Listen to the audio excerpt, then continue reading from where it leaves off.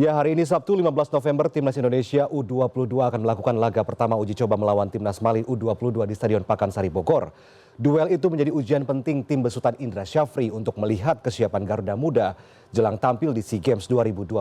Sejauh mana Timnas Indonesia U22 akan berhasil unggul melawan Mali? Kita bahas bersama pengamat sepak bola Haris Pardede. Selamat malam Bung Harpa, apa kabar? Selamat malam, kabar baik juga. Bung Harpa, pertandingan uji coba internasional antara Timnas Indonesia U22 melawan Mali ini tidak akan masuk dalam perhitungan poin FIFA ya. Meski hasil laga nanti tidak mempengaruhi peringkat kedua tim, tapi akan terlihat seberapa tangguh Garuda Muda kita jelang SEA Games 2025. Menurut Anda, akankah Timnas Indonesia U22 akan lebih unggul bermain melawan Mali nanti, Bung Harpa? Ya, ini persiapan yang sangat mahal. Ya, bagaimana FIFA Matchday seharusnya menjadi alokasi untuk momen kali ini, tapi kemudian diberikan untuk tim nasional U22 akan menghadapi tim nasional Mali U23 back to back. Nanti juga dalam serang beberapa hari akan menghadapi lawan yang sama di tempat yang sama. Sehingga ini kesempatan yang sangat mahal yang harus dimanfaatkan oleh Coach Indra Syafri dengan menampilkan bukan hanya pemain terbaik, tapi juga pemain pelapis yang harus dicoba untuk mengantisipasi kalau ada mitigasi yang terjadi di tengah pertandingan nanti di Thailand bulan Desember ya, karena kita nggak pernah tahu, mungkin ada yang cedera atau kena kartu merah, sehingga pemain kedua ini pun atau pelapis harus siap. Oleh karena itu dalam dua laga ini perkiraan saya nggak akan mungkin dua-duanya ditampilkan pemain utama ya, mungkin dirotasi.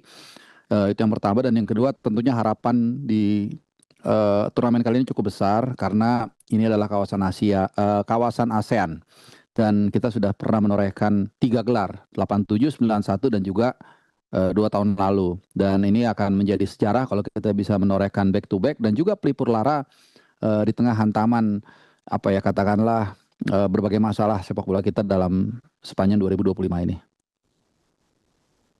Mali ini pernah merumput atau bermain di Eropa ya, seperti di Prancis, Jerman, juga ada di Inggris begitu ya.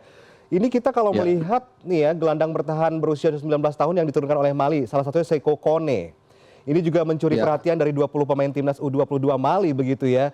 Dan kita tahu Kone ini pernah bermain di Manchester United U21 di Premier League 2. Bagaimana menurut Anda nih, apakah ini akan menjadi pemain yang cukup menantang bagi timnas Indonesia, Bu Harpa?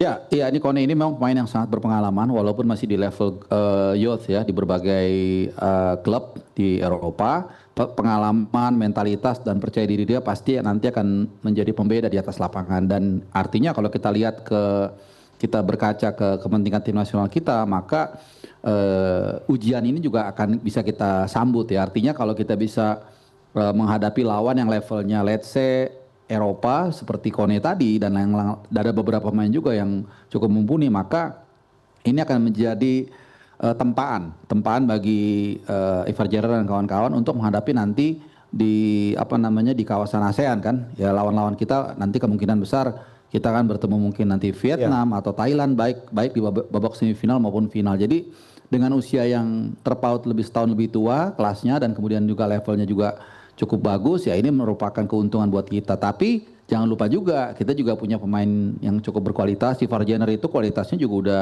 Eredivisie loh. Dia sudah hampir musim ini main di Utrecht Senior sebelum dikembalikan lagi ke Young Utrecht karena cedera. Jadi saya pikir saya cukup optimis ya, apalagi Coach Indra Syafri sangat pengalaman untuk kawasan ASEAN. Ya, menghadapi Mali yang di atas kertas lebih kuat begitu ya, Coach Indra Syafri juga menyatakan akan mencoba melihat kemampuan pemain-pemain muda Indonesia begitu ya, dan untuk bisa lepas dari tekanan. Nah, menurut Anda nih Bung Harpa, dengan komposisi kedua tim, mampukah skuad Garuda Muda ini bisa bermain tanpa tekanan nanti? Karena kan kita tahu kalau Indonesia ini, timnas Indonesia pernah menorehkan dan statusnya ini sebagai juara bertahan di SEA Games tahun 2023 begitu. Kalau tekanan ya pasti ada ya, selalu setiap pertandingan itu pasti ada tekanan. Nah, cuman kan ada dua hal nih yang menarik di sini. Pertama, kapasitas dari Coach Indra Syafri untuk bagaimana membuat para pemain itu rileks. Saya cukup percaya atau sangat percayalah dengan Uday Indra ini cukup bagus. Dan yang kedua, kita kan sudah pernah dalam waktu dekat ya. Kalau pernah sih dulu udah lama, 87 dan 91. Bahkan pemain-pemain pun sekarang sudah uzur ya, udah mungkin 50-an, udah ada yang jadi pelatih. Tapi yang terbaru ini kan kita juara bertahan. Artinya kalau kita bicara time period ini belum lama baru, dan sebagian pemain itu pun masih ada yang bermain di squad saat ini. Jadi sebenarnya lebih ringan tekanannya ketimbang ketika kita 2 tahun lalu menjuarai ajang ini, karena waktu itu dituntut untuk menang setelah 32 tahun kita gagal, kan 91, selalu itu iya. counting. Iya. Iya, 91. Jadi sekarang harusnya lebih ringan, tapi bukan berarti harus lengah. Karena kita boleh menilai tim kita bagus, tapi Thailand juga nggak kalah bagus juga, dan mungkin Vietnam yang kerap melemparkan provokasi-provokasi juga harus kita waspadai. Seperti itu. Uji coba ini juga akan digunakan tim pelatih untuk menentukan 23 pemain yang akan dibawa ke SEA Games 2025 di Thailand nanti ya, di Desember begitu. Akankah cukup dengan 2 laga uji coba ini saja atau seharusnya ada uji coba tambahan meski tampaknya tidak ada waktu lagi begitu? Kalau daripada umum yang saya tahu ya, biasanya ini kan uji coba yang main stage-nya kan. Ibaratnya kalau makan ini main course-nya. Appetizer-nya udah ada, pelan-pelan mereka mungkin bukan mini turnamen ya, tapi antara mereka. Jadi intinya pertama gampang dulu, appetizer, main course, nanti ada ininya juga kan, ada dessertnya gitu. Jadi biasanya nanti menjelang berangkat ke Thailand, biasanya mereka nanti akan menghadapi mungkin tim universitas, tim lemah yang hanya untuk sekedar meluruskan kaki saja. Jadi untuk 2 pertandingan ini saya pikir sudah cukup baik lah dengan waktu yang tidak terlalu banyak. Oke.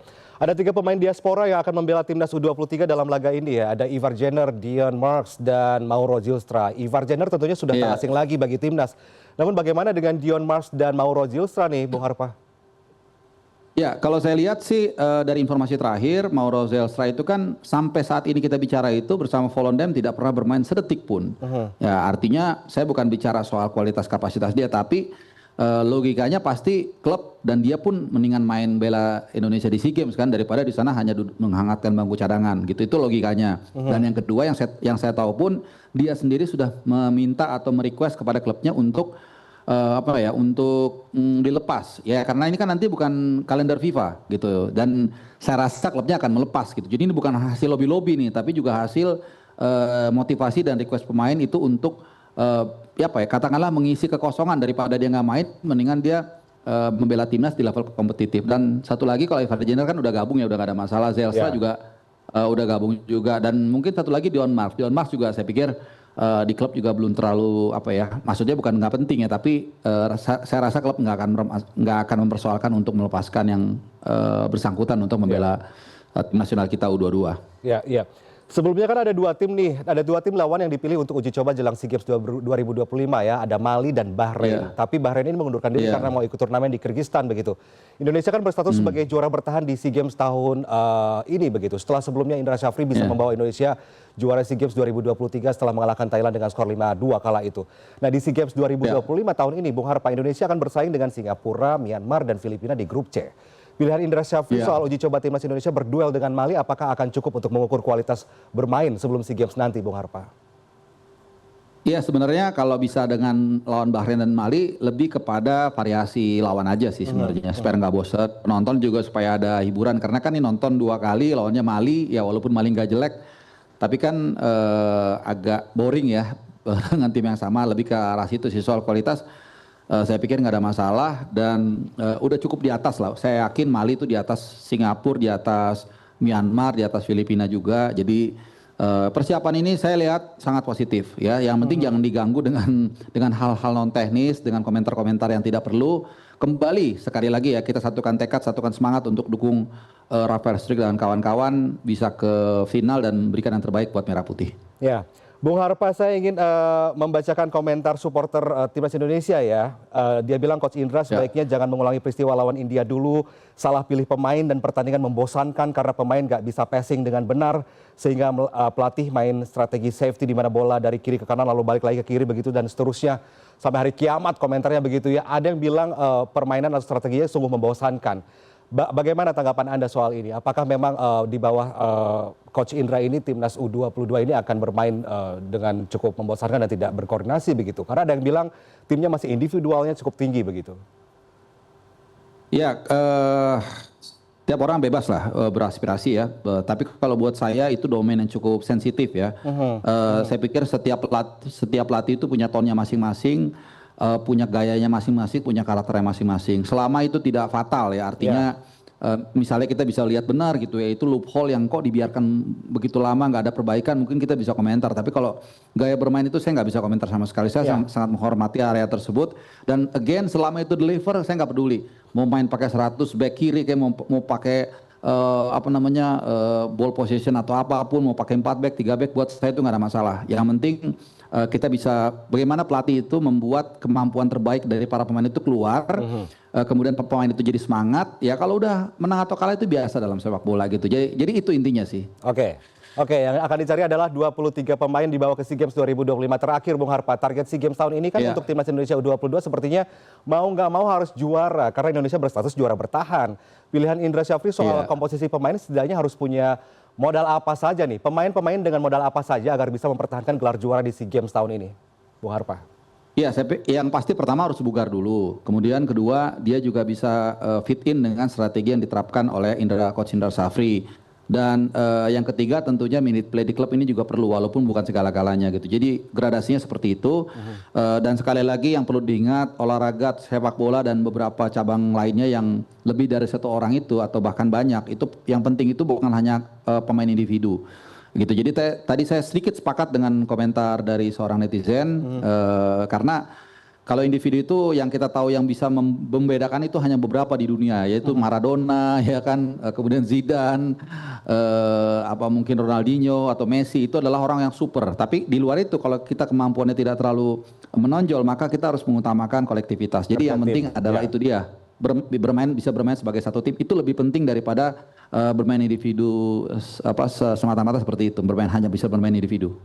Baik, semoga dengan 2 laga uji coba melawan Mali nanti akan didapat 23 pemain yang berkualitas dan sanggup menempuh perjalanan panjang di SEA Games 2025.